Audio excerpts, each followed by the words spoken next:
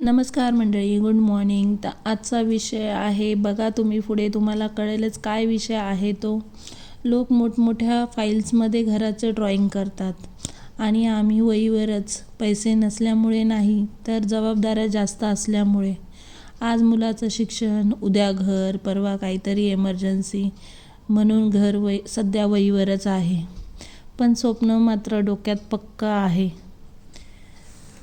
तर हे आहे माझ्या घराचं ड्रॉइंग. तुम्हाला थोडक्यात कळालंच असेल. तर इथे बघा मी किती छान मस्त ड्रॉइंग करत आहे आणि हे आत्तापासूनची प्लॅनिंग नाही आहे. ही जवळजवळ घर बुकिंग केल्यापासूनची आहे. फायनल ड्रॉइंग जी ही आम्ही तयार केलेली आहे ती म्हटलं चला तुमच्या लोकांशी पण शेअर केली पाहिजे, म्हणून मी हा व्हिडिओ केलेला आहे. बाकी ह्याचा हेतू दुसरा काहीही नाही आहे, कारण की जे आपण करतो आहे ते लोकांना दाखवणं हाच एक हेतू आहे आमचा. तर ह्याच्यामध्ये पुढं व्हिडिओ तुम्ही बघायलाच कंटिन्यू करा. आवडला तर लाईक, शेअर, सबस्क्राईब नक्की करा. आणि माझ्या मुलाचं आणि माझी मचमच बघा कशी होते, सगळं तुम्हाला ह्या व्हिडिओमध्ये दिसणार आहे. तर नक्की व्हिडिओ पुढं कंटिन्यू करा. स्वप्न छोटं नाही आहे, पण वेळ लागतो एवढंच. व्हिडिओ पुढं नक्की कंटिन्यू करा. लाईक, शेअर, सबस्क्राईब नक्की करा.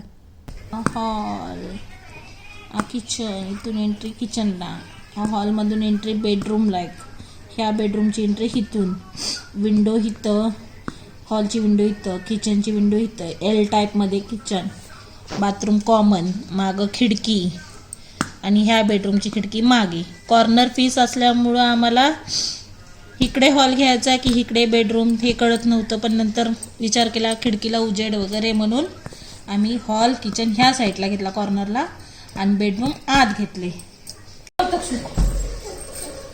हा तुझा बेडरूम, हा आमचा बेडरूम.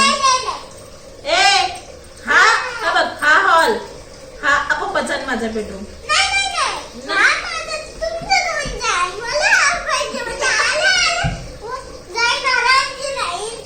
नाही, किचन मधनं तुला हा बेडरूम.